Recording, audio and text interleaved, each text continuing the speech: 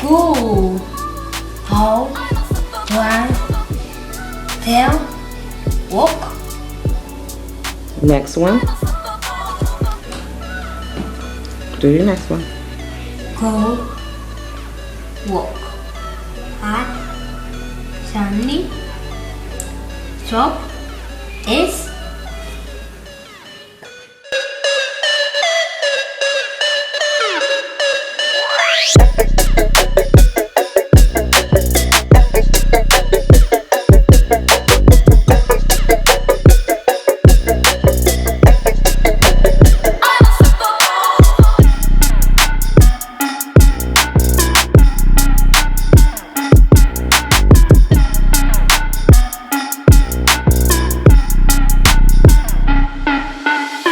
I'm unstoppable, yeah, unstoppable. I'm unstoppable, yeah, unstoppable. I'm unstoppable, yeah, unstoppable. I'm unstoppable, yeah, unstoppable.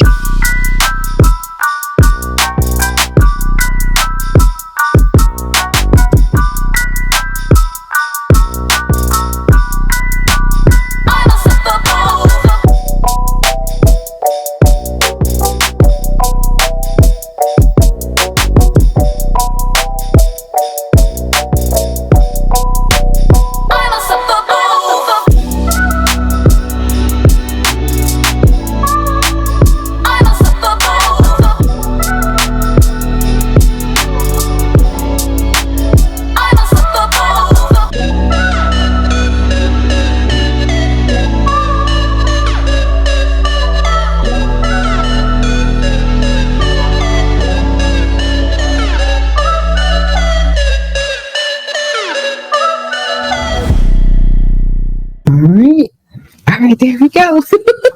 Okay. Oh my goodness. So, good afternoon, everybody. Today I am talking to a very, very special young lady that I met a long time ago, and I know her as MJ. She is my son's first teacher. And I was blessed to meet her because she did help me a lot on this autism journey when I first started out, because I was a mess. I didn't know what I was doing. So I want to introduce you to MJ. Hi, MJ. Hi. You did it? Oh, he's saying hi. Can you hear me? Yes, I hear you. Caleb's saying hi again. Yes. Oh, she's saying good. okay, mommy recording. Thank you. So MJ, tell me a little bit about yourself. You can start off with, your professional career, where you started, how did you get into special ed? Okay. I did most of my college work at Appalachian, North Carolina, and with some graduate work at Catawba College and North Carolina State University, with various degrees in special education, preschool, special needs, severe, profound, mentoring, and I don't even remember the rest, but it just all pulled together for my job.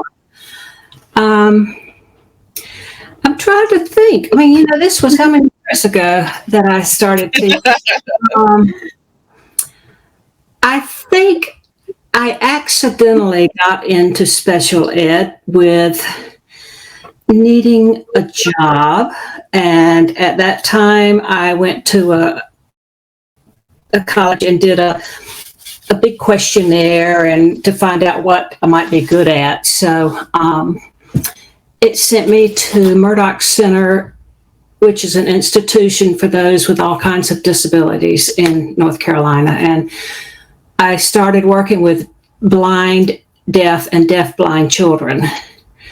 And it was like I was meant to be with these children. I mean, all the college in the world didn't really teach me what I had to feel it in my own being to be able to work with them. And so that just got me started. And then I went to Raleigh and worked with a Tammy Lynn Center, which was with special needs children. Then I ended up in Salisbury. I was there for a number of years, and then Winston-Salem. So I had 40 years of working with children. Okay, I was about to ask you that. Like, how many years total was it? That's a long time. Yeah. The first 20 years, I worked with children that were labeled then as severe, profound, physically and cognitively disabled. Mm-hmm. And I worked 20 years with them. And then I came to Winston-Salem and started with my preschool class for 20 years. And preschool was my love. I love preschoolers. Speaking of that, I have something to show you. Oh, do? Yes, I want to see if you remember this picture. Hold on 1 second. I was doing some digging, and I came across this picture.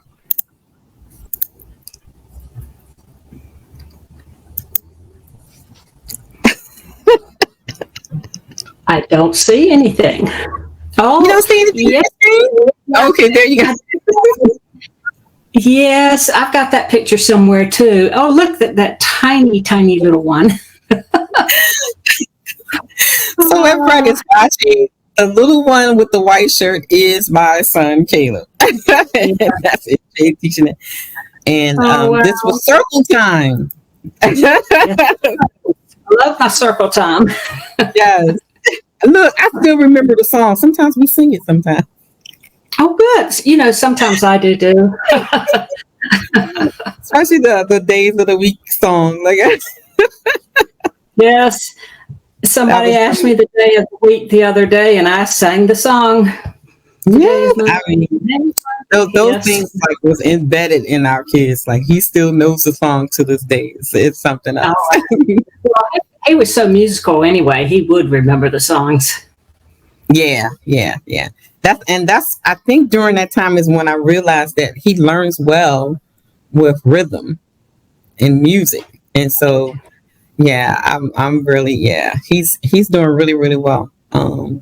So with your 40 years of being in special ed, what would you say was your most enjoyable or profound time? Would you say that was with your preschool class, or is it some other class?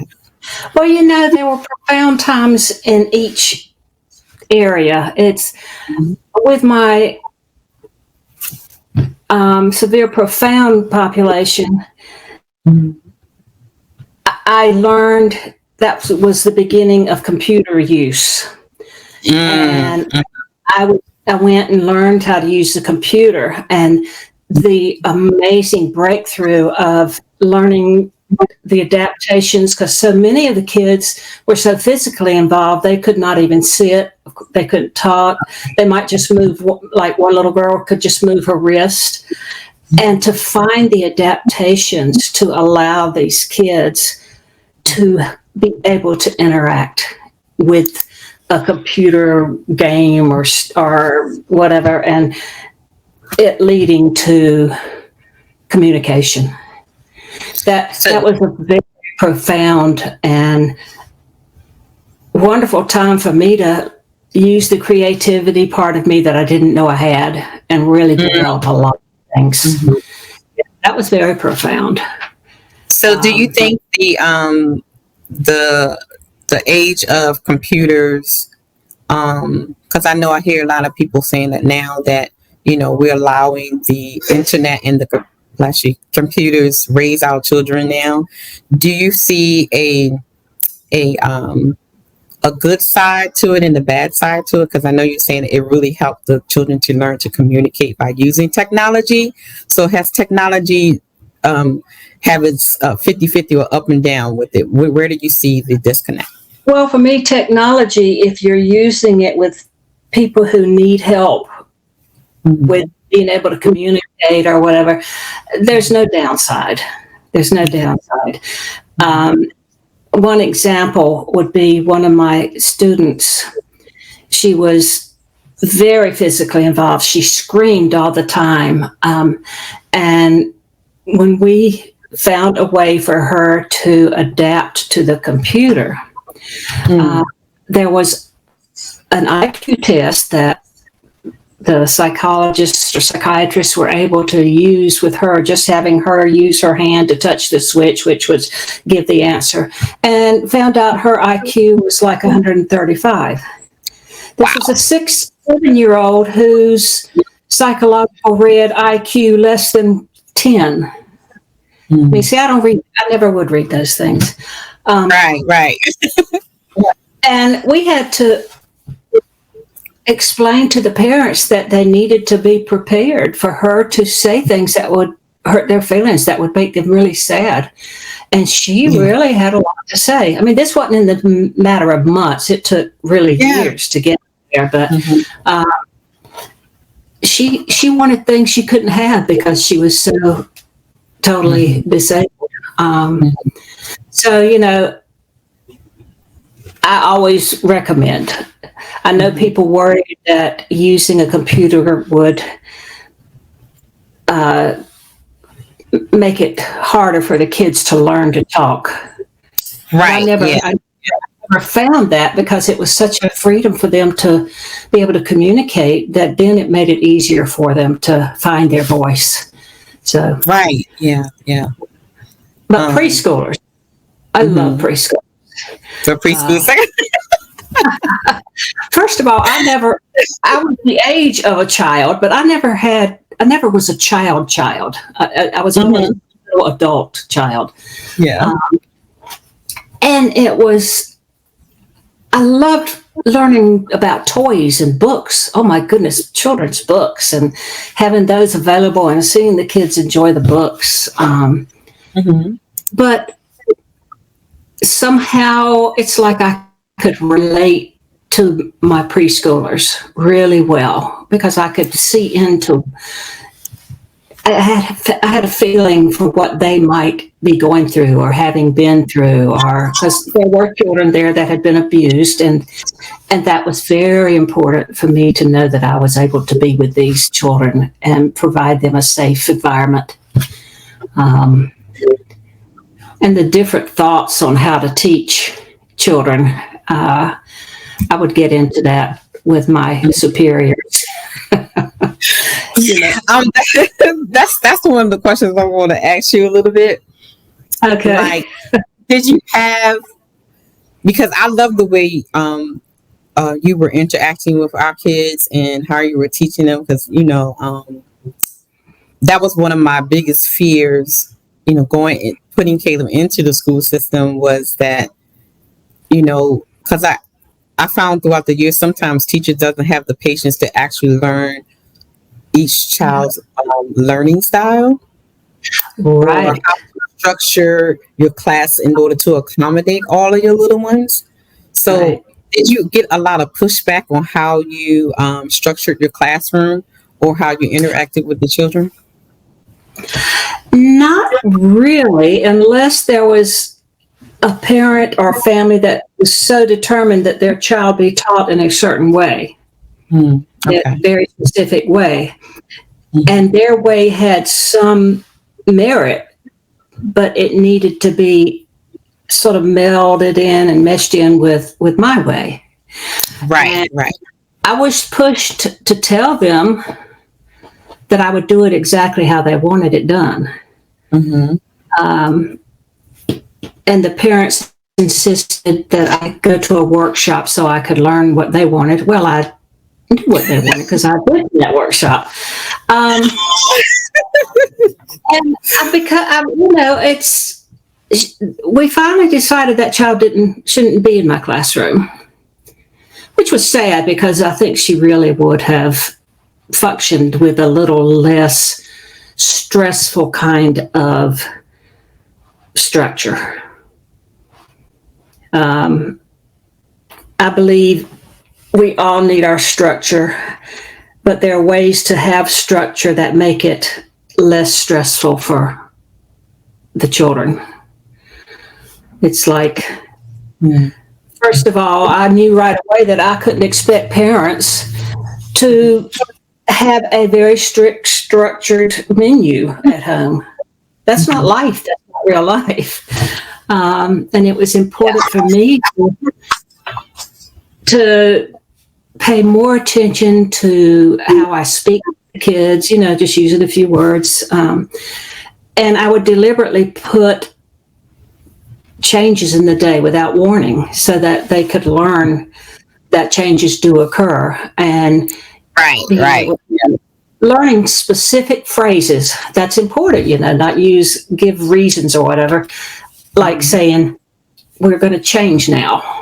And it takes a while to learn that, but I really enjoyed finding my way of helping them show how much they knew.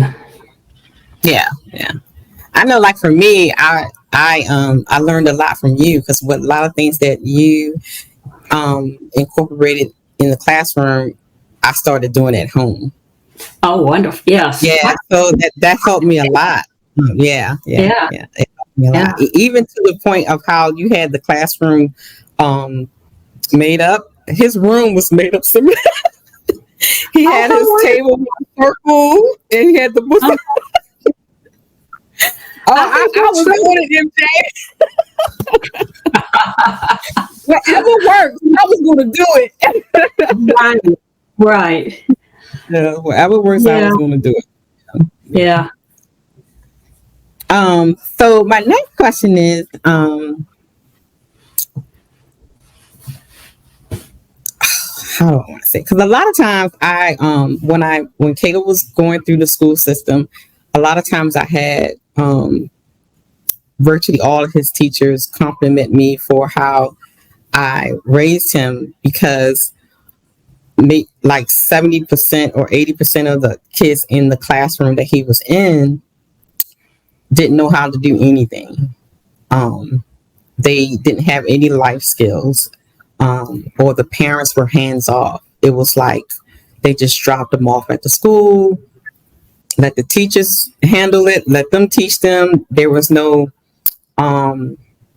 teamwork, because like in every school that he's been in the classroom, I kind of try to create a collaboration with the teacher, so that whatever that she's doing or he's doing in the classroom, I was doing it at home as well.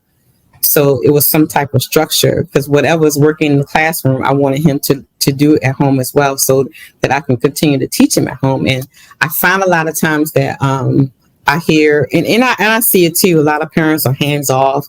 They're not really involved in their child's life. They just, drop them off, and whatever they learn in school, that's what they learn. And they're not learning any type of life skills or anything. And when Caleb will go to, classes, or, how he got up in school, they were surprised that he knows how to clean. He knows how to wash dishes. He knows how to iron his clothes. He knows how to wash his clothes. He knows how to take out the trash. He knows how to bathe himself, wash it. They were like totally surprised that he was able to do those things, and majority of the class wasn't. So let's talk about the parent involvement or interaction in the school system. Have you seen it so far from when you started into now? Is there a difference? Were the parents more hands-on back then and they're hands-off now, or is it pretty much the same? What have you seen in your 40 years? Well, when I worked with the severe profound population, there was very little parent interaction. And I couldn't blame them because it was hard. It's hard for all parents. And at that point, being my first actual experience with teaching, I wasn't aware of the importance of parents. But it's like when I got to the younger kids, you haven't had as many years when they're preschoolers to get exhausted enough to just drop out. I saw a lot more interaction with parents. I really appreciated the parents, and I bet out of most of my students, there might have been 70 to 80 good percent interaction with parents. And the level of interaction was really different. I really enjoyed, well, here you are, so I really enjoyed interacting with you because you listened and I listened to you. It was so important for me to listen to you, the parent, because when it comes right down to it, you know what's best. You feel what's best, whether you allow yourself to know that's what's best. And to be able to have dialogue back and forth, sharing with a parent, that makes a tremendous amount of difference. I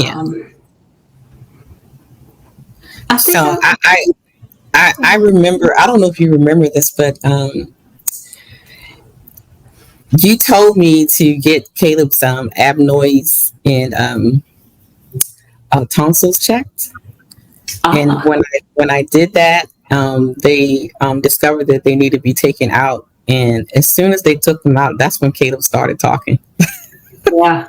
It's like you I was like, you just knew what it's like, baby, what's going on? Yeah.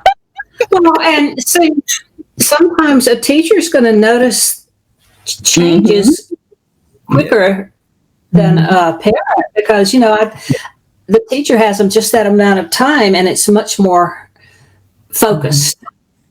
At home, you're moving around and doing your thing. Yeah. That was a blessing that, and it's important that a lot of times when I talk to the parents that I interact with, it's like, sometimes, we think because the kids is with us, at home, but it's important for us to listen to the teachers and the professionals too, because a lot of times our kids do something totally different from what they do at home, and you have like no idea. So, like, it's important to have that type of communication, with the teachers and professionals that you deal with. Well, I made an effort to spend time in various homes, just to see, and I difference did amaze me when I first started doing that. Yeah. So my next question is, when you were in school for, training, and because a lot of times people are saying, like, because I'm gonna tell you, when Caleb was diagnosed, I had no clue what autism was. Like, the word was new to me when the doctor gave me the diagnosis. I was like, what is autism? What is that? You know what I mean? And I know, like, back then, a lot of doctors really didn't know the extent of autism. A lot of them weren't prepared. They weren't taught. So what kind of training did you actually get to kind of conform to this spread of autism? Way back then, I don't know that autism was even focused on. It was just so much general of special needs. And it's when I got into my graduate courses. But even then, what I was taught didn't guide me in my way of teaching. Once I started having different children, autistic and Down syndrome and all that, I did my own research. But in a way, there's just something about me, and I'm not bragging so much as saying that it was meant for me to be working with these children. There was something in me that made it possible. And I connected with it in a way that, well, to this day, I feel real gratitude that I could. And I look back on it and how it affected my own life, my own life. Mm-hmm. So would you say it was like your divine mission that, Yeah. you know, yeah. Well, I'm truly grateful for you. I know that much. I'm Thank truly you. grateful. Yeah. So, I have another picture. Oh, goody.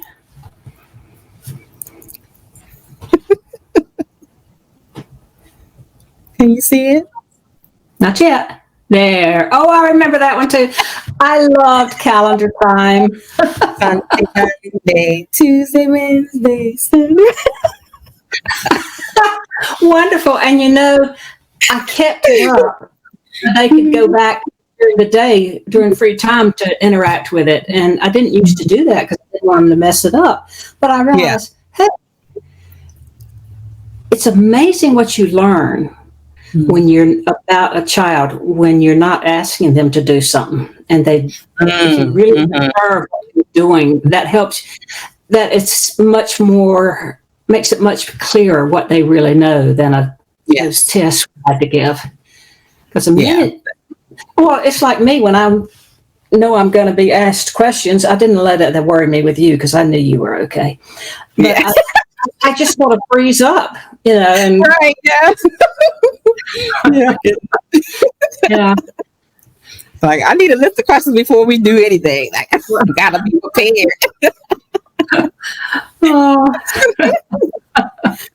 Oh my goodness. So looking back from when you, I would say the most precious time you had with the pre-Ks, and what you see in society today when it comes to teaching and just raising our babies or our, autistic children. Do you see? I know that there's we have more research and there's more, information out there. What do you see, either good or bad, that is has developed over time when it comes to being a special ed teacher?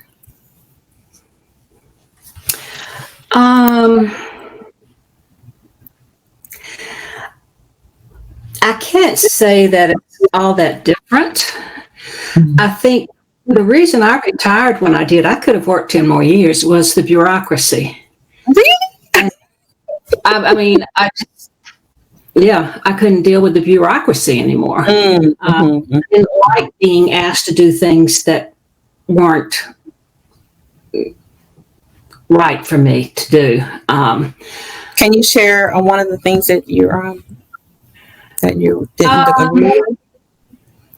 To tell, the same example I used before was to tell parents that I was going to do it their way, and put up the charts they wanted, and it didn't matter if I did it or not. That's not the way.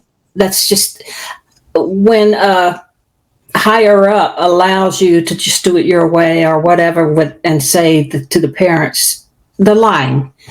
Okay. And the amount of paperwork. Yeah, I hear that a lot about the paperwork. And I can't think of examples right now. Did you think that administration or the changes in the school board made it either easier or difficult to teach the babies? I think that for a long time, special ed, at least my class, well, they knew I was a good teacher, but my class wasn't bothered for so long. I mean, they needed their monies to go elsewhere. See, everything in my classroom, 90% of what was in my classroom, I bought myself.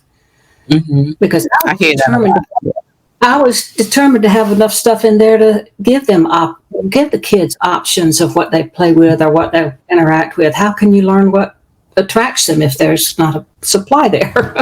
Plus, I Right, was exactly. like a kid, I enjoyed playing. Mhm. What was your question again? Oh, I started visualizing myself playing with trucks. I never knew I liked trucks. oh, you pretty much answered it though. So we go to the next That's good. one.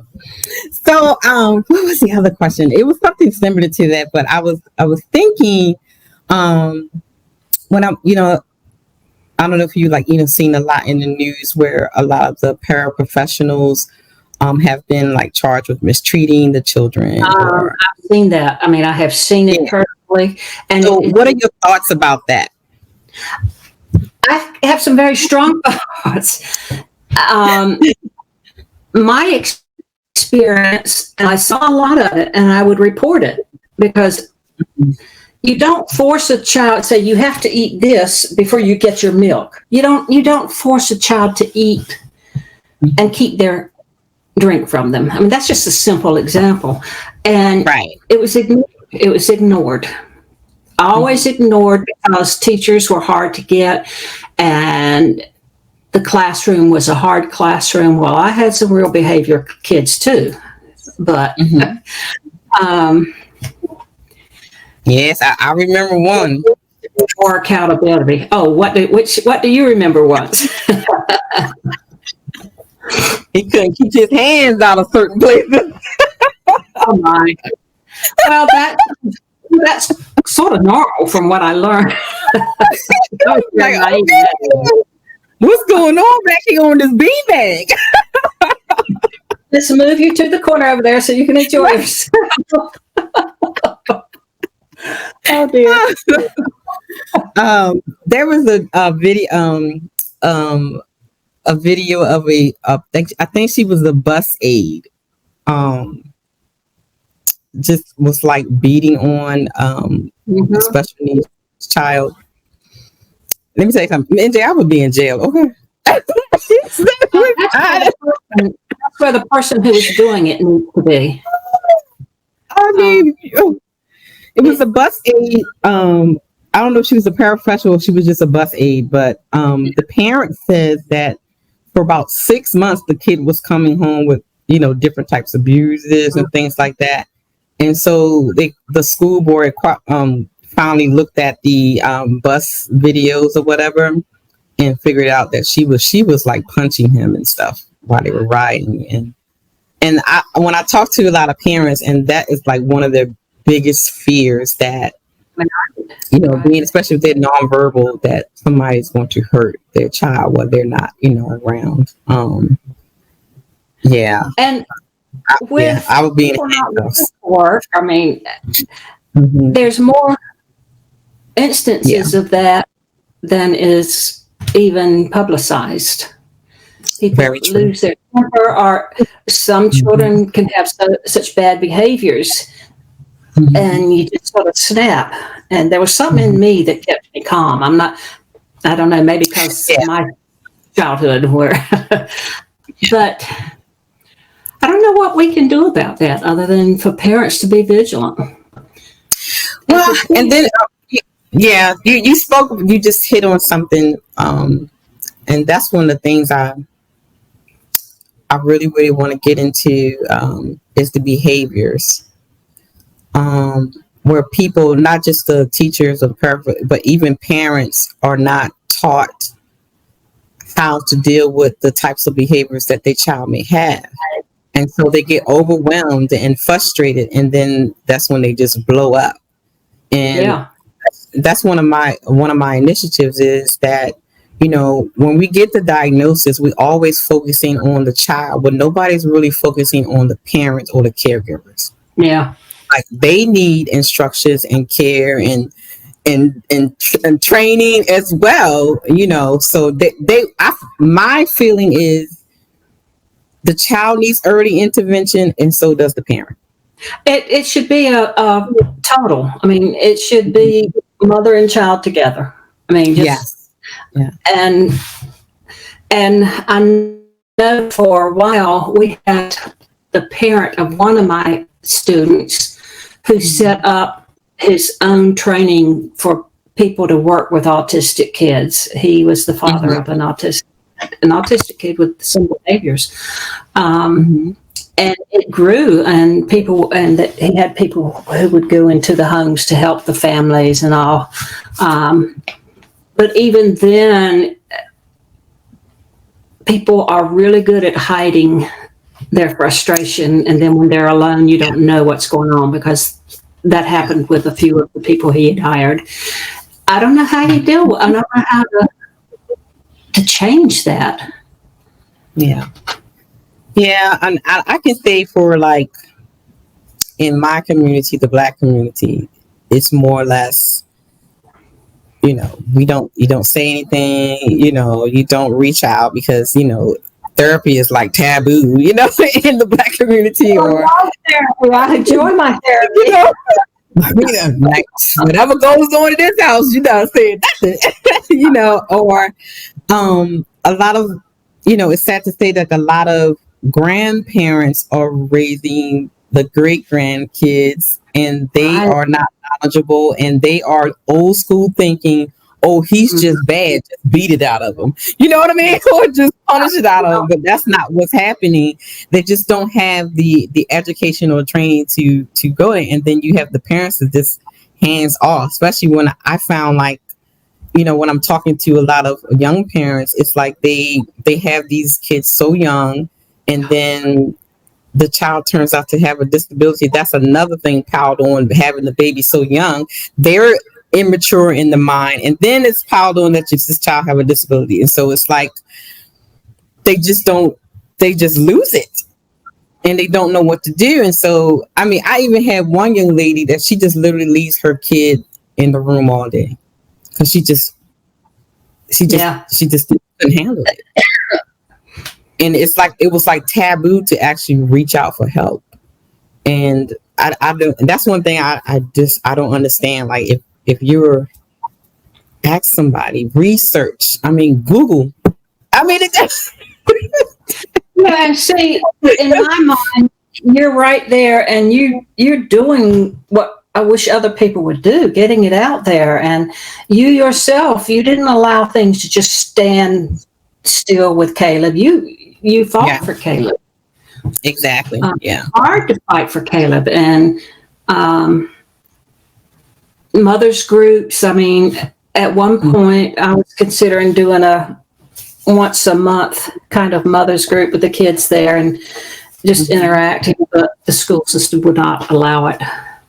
Oh, okay. But just a kind of like a AA meeting, Yeah, and I mean it's needed because like I have a 24-hour hotline, and I tell them like, look, if at any point you feel like you are that frustrated where you feel like you would ignore your child or neglect your child or hurt your child, call me.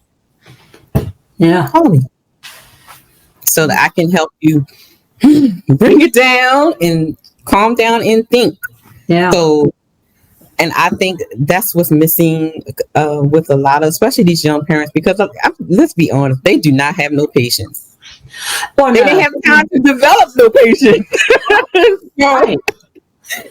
So I can see why they can just be like, I'm not dealing with this. Yeah. Right. Right. So I think having like, the groups getting together and meeting, but then you have to think about a lot of people is like, I'm so shy, I don't want people to know my business, I don't want people to look at me a certain way, to know that I'm having these thoughts. Because when I tell my story all the time, I tell them when my son first was diagnosed with autism, I was out of it. I was super depressed, severely depressed, to the point I want to kill us both, and I'm not afraid to tell it. That's how bad it was. Because I didn't have the knowledge of what autism was or what caused it at the time and stuff like that. I blame myself. like this is my fault, Of course, that's what the parents going to think. Yeah, yeah. And so, now that when I'm teaching a class or something, I talk to the parents about, you're going to go through the stages of grief, just like if you're mourning the death. Because in actuality, you are kind of mourning the death, because when you have this baby inside you and you envision what you want them to be when they grow up and stuff, and then you're hit with a dagger that's saying that no, they will not. Yeah, it's a death of those hopes and visions of your life with your child. Exactly. Yeah. Yeah. So you have to go through it, and I think that's where a lot of people get stuck. I hear a lot of parents, they still in denial. And because our babies have a look. Like if I'm in the store and I see a little kid, they got that look. I know. Yeah. Yeah. And you have some parents that are in denial. Yeah. They're in denial. They won't get them tested. They won't get them help because they figure, he'll grow out of it. He'll grow out of it. Yeah. Yeah. Speaking of that, did you get a lot of that type of attitude with parents? They're not that accepting of their child being special needs, so they're kind of defiant or kind of, giving you a lot of pushback on any help that you try to get them?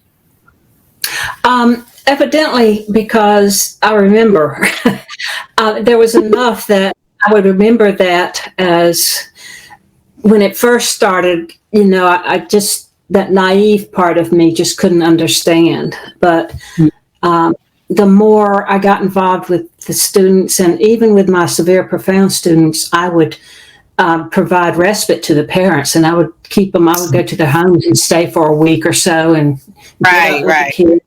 get him to school and all that sort of stuff. So I was able to develop more of a compassion for that's where they are now, and all I can do is keep recommending or keep giving them what I can give them, and hope that at some point they'll be able to accept it. And I did see two or three that I can remember now, and even to have them write me a note later when they, like if they moved away, that they were thankful that they were able to get to that point of acceptance. Yeah, sometimes it takes longer for some, and some of us grasp it right away because we know we have to get to work. Yeah, and right. It takes them a long time. Yeah. What was my other question? Now that you're retired, what have you been doing? Are you still, active in the community when it comes to special ed, or are you just like, okay, I'm just relaxing now? Well, I'll tell you, when I retired, I told them not to expect to see me come back because they were sure I'd come back. And it wasn't because I didn't want to see the kids. I had this high ego that nobody could take care of my kids as good as I could. And of course, there are people out there that could. But I didn't want to go into the classroom and see things not good. Yeah. I wanted to remember the classroom. I didn't like that teacher when you left. I ain't like that teacher. Well, she was young. Yes. I was so glad I was moving. Like, man, this lady gonna battle it out. I did that once, and the vibe I got bothered me, so I didn't stay. But yeah. Everybody has their own way, and they can still be effective. And I finally realized that. I was like, you are no MJ, okay? Like, well, that was not fair for her. I mean, after all, lady. I was in my 30th year of teaching, so what can you say? Hopefully I learned something. Oh my goodness. I'm not necessarily I'm not really in the quote special ed field, but first of all, I've spent a lot of time in therapy to find my own truth, to find my own self.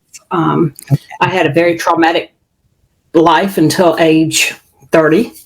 And I have found my own inner being. I love myself. I love my body. I call myself a goddess. And I am in community with so many people who are on their own journeys, finding their truths. And I'm considered kind of a wise woman in that they like to listen to me because I just sit and talk about my past. Kind of like, I don't mind saying the truth and how horrible it was and all.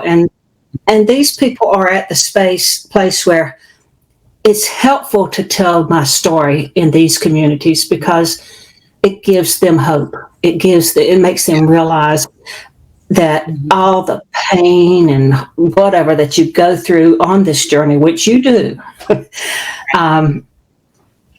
it makes a difference. It does. You can't, the gratitude just gets deeper and deeper the more you go deeper into your own story and your own self. And I'm doing a lot of work with art. I do process art, and people call me an art therapist, but I'm not legally an art therapist. But I working with families or single people, one at a time. I've got a mother and daughter team that comes for their art therapy, and it's the process of sitting still, quieting our mind, relaxing our bodies. And I always start with ink painting because you can't make a picture like you want to make with ink painting. It's all, you just put it and it comes to. And helping them allow themselves to just do what their hands want to do. And their mind picking up and just getting involved in that process. It's amazing how cathartic and how excited people get when they finally realize, hey, I don't have to have, quote, talent in this. I can do this and have a beautiful picture. Exactly. I might need to do that because I'll be on 10 every day. And I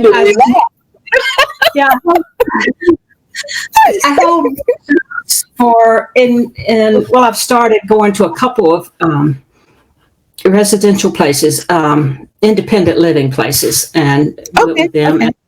Yeah. I've worked with people with Alzheimer's and dementia, and I'm really good with them. It's like we connect, and for some reason, one person kept saying, "Oh, this looks like," and then she do, "Oh, this looks like," because she doesn't remember that she's already said that, and it's just it doesn't bother me the least bit. I just said, "Wow," so it's something I really enjoy. I really enjoy it. I get you're very nurturing.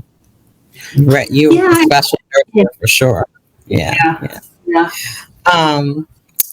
So, what was the question?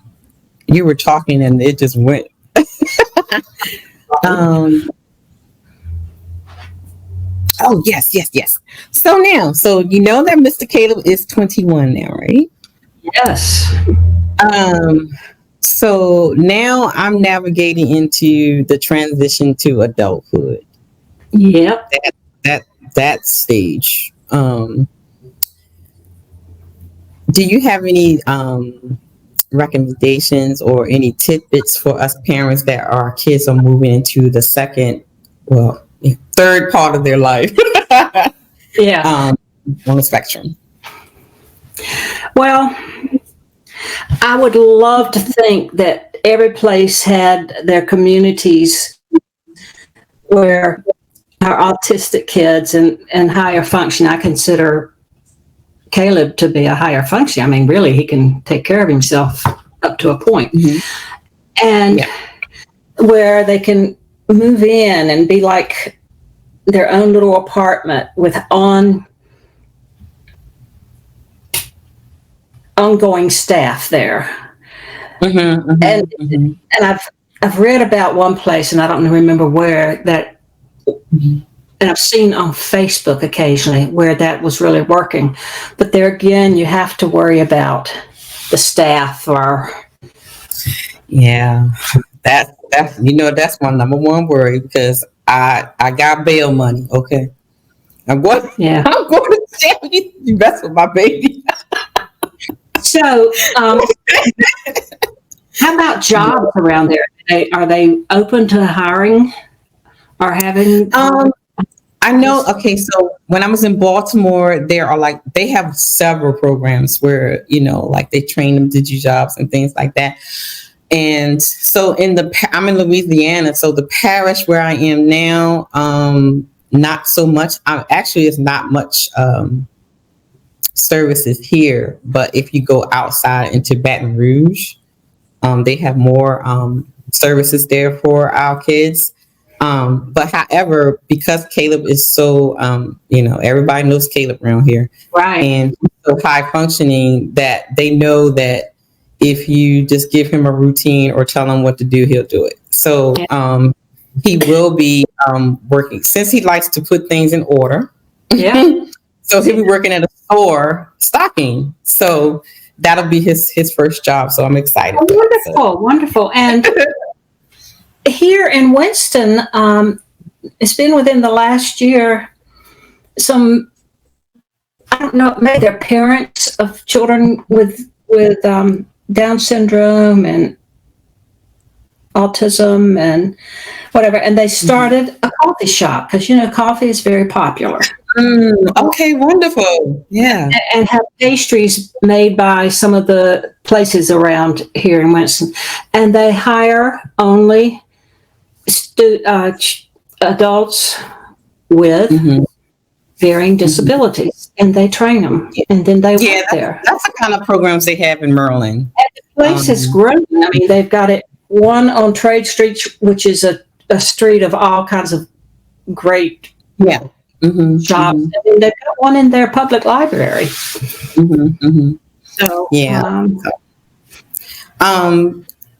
with the transition now, one thing I kind of worry about is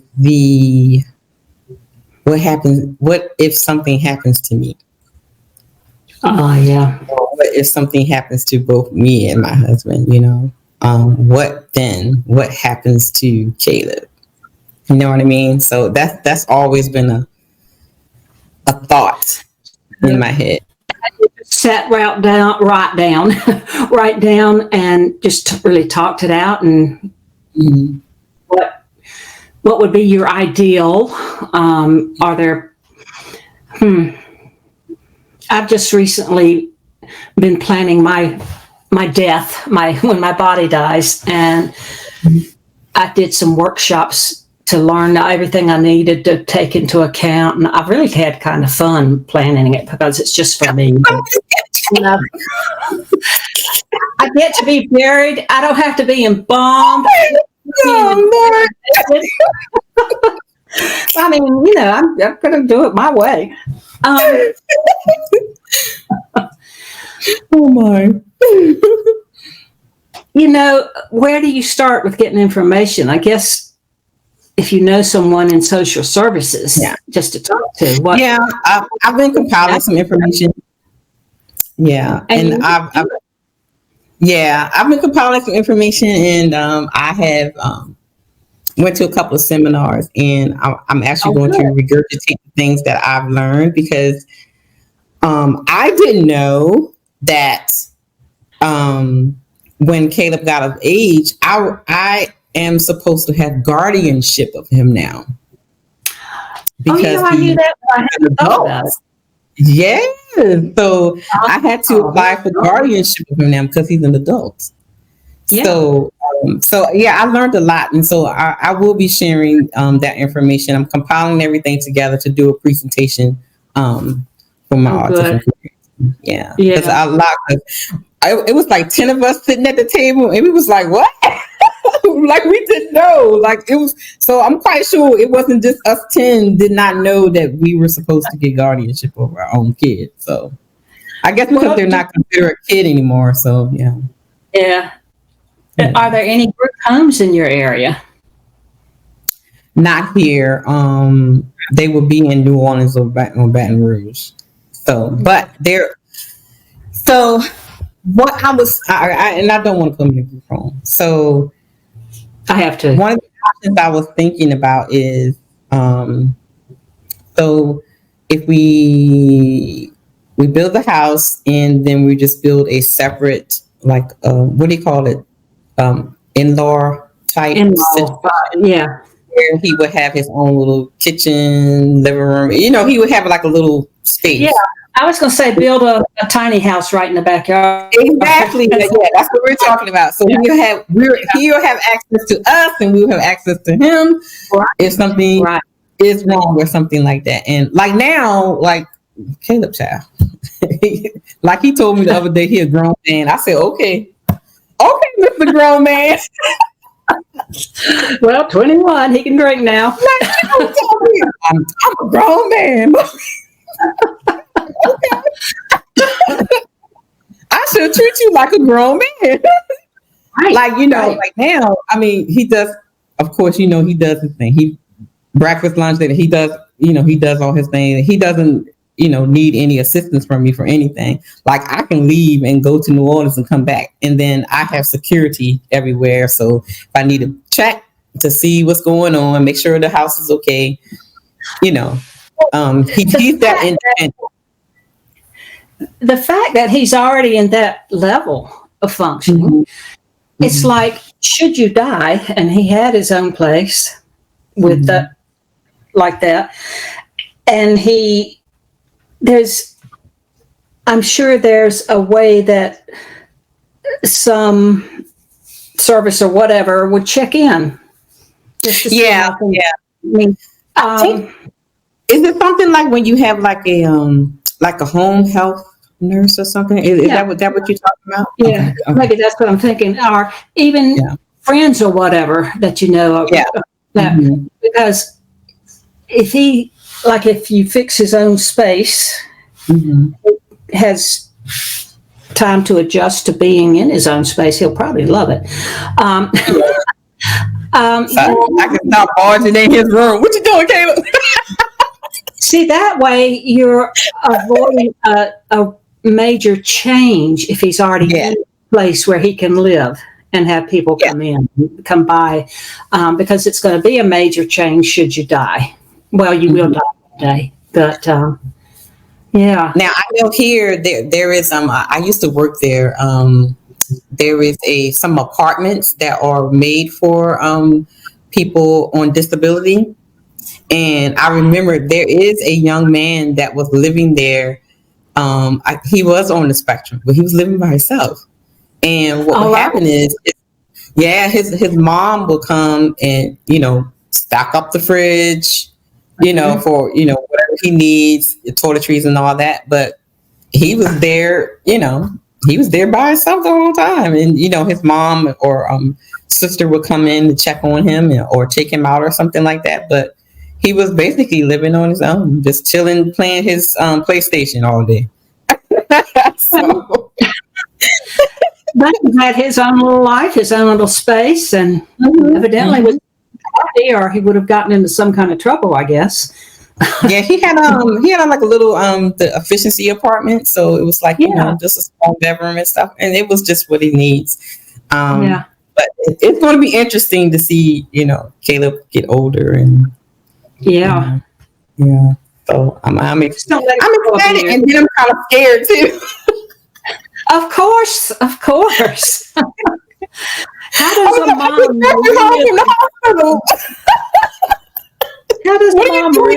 let go?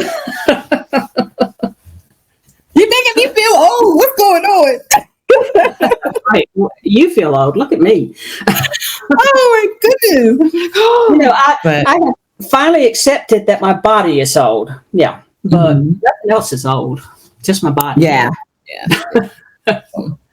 So, MJ, what would be your final or best advice for, let's start with a parent with a new diagnosis, then move into, you know, rest of the care that they need from them? What would be your advice to a parent that's just received their diagnosis and then progress from there?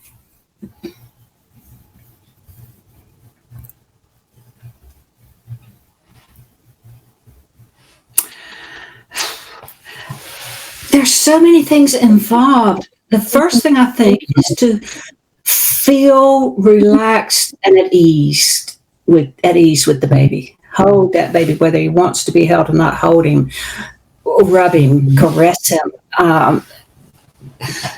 If he doesn't, she doesn't want to be. When they're infants, it's hard to know. So they won't know till probably 2 or so, but continue to treat him as a little kid. I mean, as you would a kid. Pay attention to. Now, see this. I'm getting wordy, and you don't want to be wordy. You want to. It's to help them find their peace with who that child is.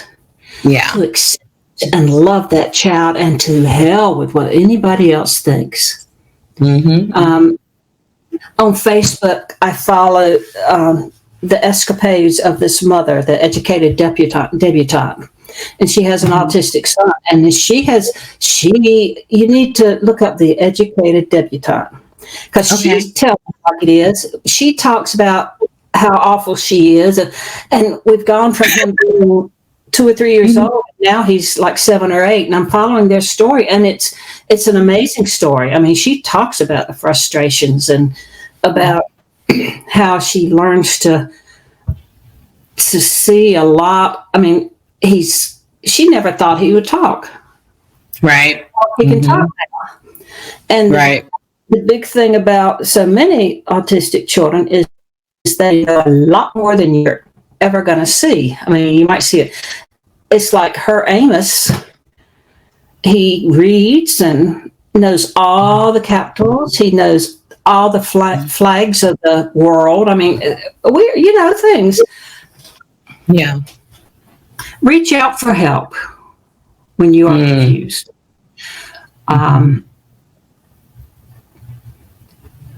That's a big one. So a doctor, if they ever get the test and he's diagnosed, they'll give her information and have her, read it, look at it, and feel into what it's telling you. I'm real big on letting your body tell you. We and mothers especially have that intuition. Yes. Yeah. I don't know that I would be able to tell her something other than I'm right here, and I'll be glad to keep up with you and be a part of this with you.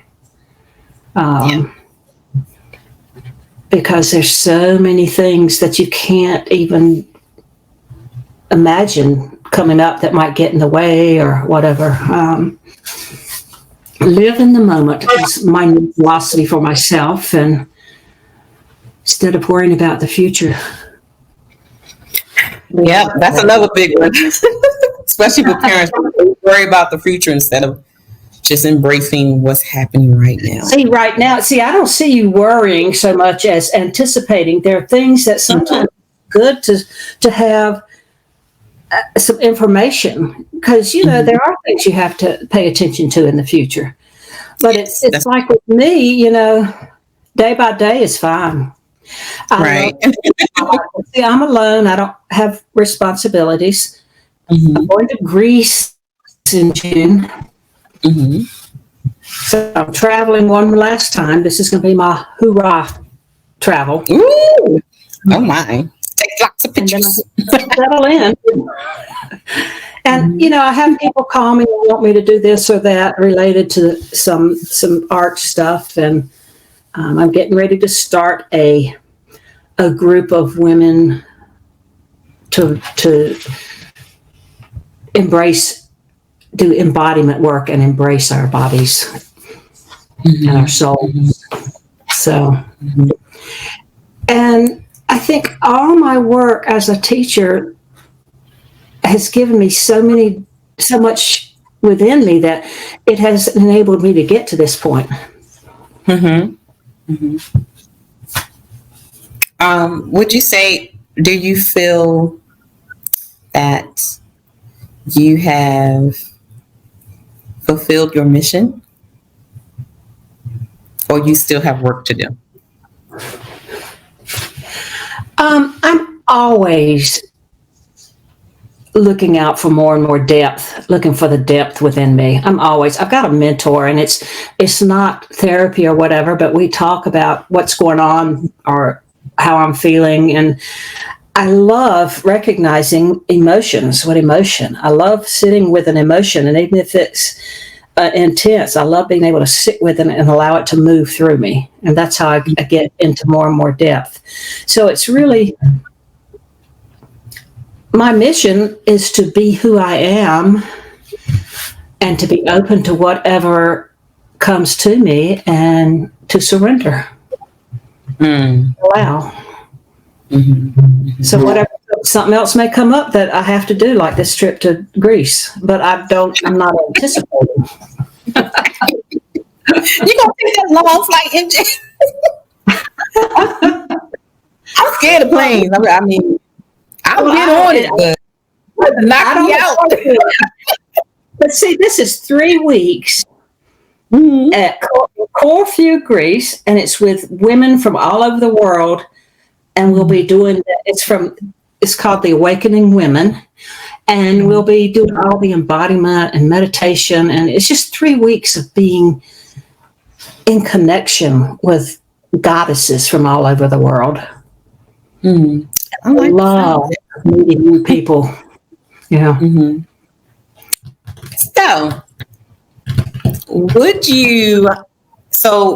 Question. This is off the record.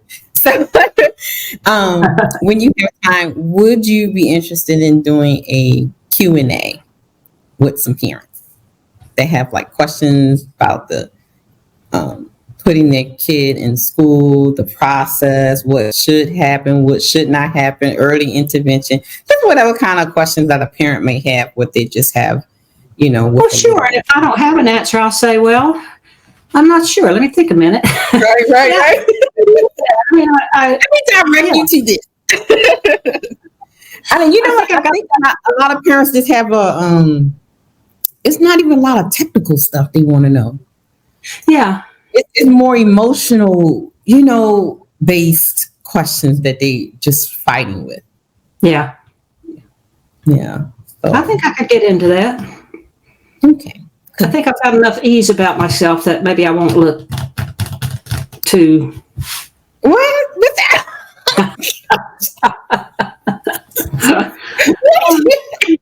You see, I've lost all my hair on top. No, but your hair is white, so you can't tell. I didn't really pay attention to it until you pointed it out.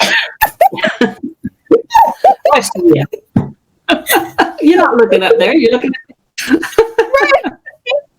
Oh my goodness. I mean, I truly do. I was telling my husband, I was like, look, I'm going to talk to Caleb's first teacher, and he was like, oh wow, and just yeah.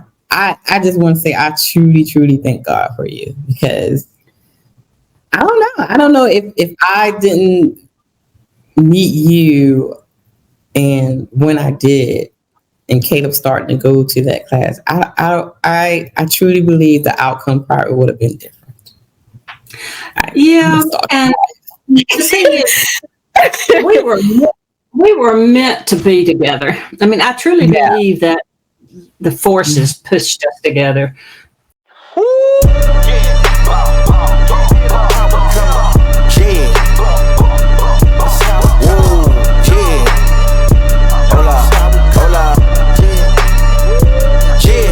It's been a long time coming. They ain't cuffing my cloth, they tugging it.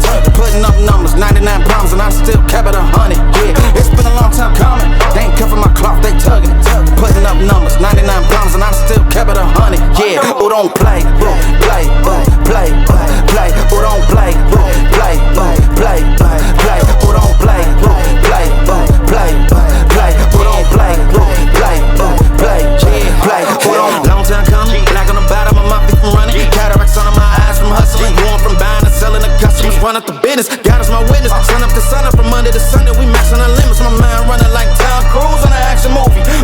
mission, they say that I'm tripping. I've been told I need a vacation, I'm finessing a visit. First class, my feet up high in the air on business, yeah.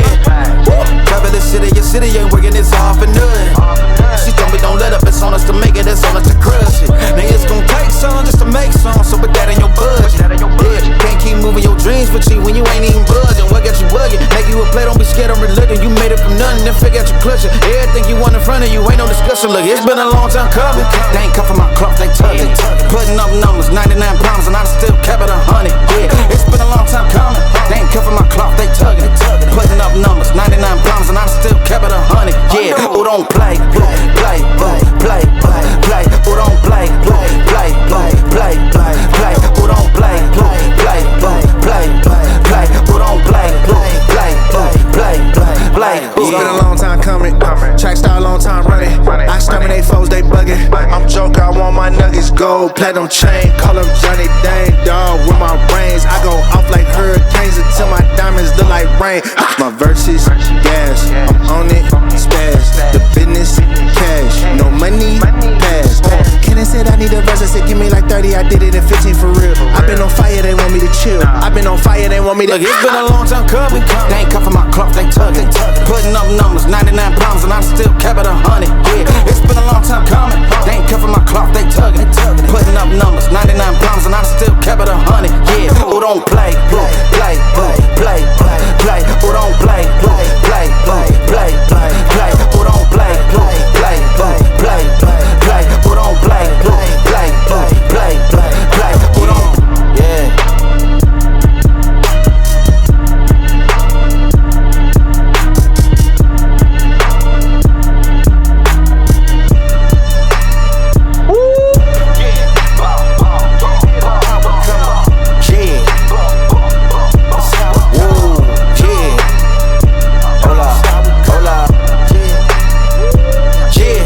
It's been a long time coming. They ain't cuffing my cloth, they tugging it.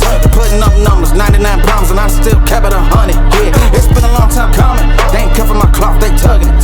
Putting up numbers, 99 pounds, and I still kept it 100. Yeah, who don't play, play, play, play, who don't play, play, play, play, who don't play, play, play, play, who don't play, play, play, who don't. Long time coming, black on the bottom of my feet from running. Cataracts under my eyes from hustling. Going from buying and selling to customers. Run up the business, God is my witness. Sun up to sun up from under the sun that we maxing the limits. My mind running like Tom Cruise on an action movie. Moving a mission, they say that I'm tripping. I've been told I need a vacation, I'm finessing a visit. First class, my feet up high in the air on business, yeah. Travel the city, your city ain't working, it's all for nothing. She told me don't let up, it's on us to make it, it's on us to crush it. Nigga, it's gon' take some just to make some, so put that in your budget. Yeah, can't keep moving your dreams for cheap when you ain't even buzzing. What got you bugging? Make you a play, don't be scared, I'm religion. You made it from nothing, then figure out your clutching. Everything you want in front of you, ain't no discussion. Look, it's been a long time coming. They ain't cuffing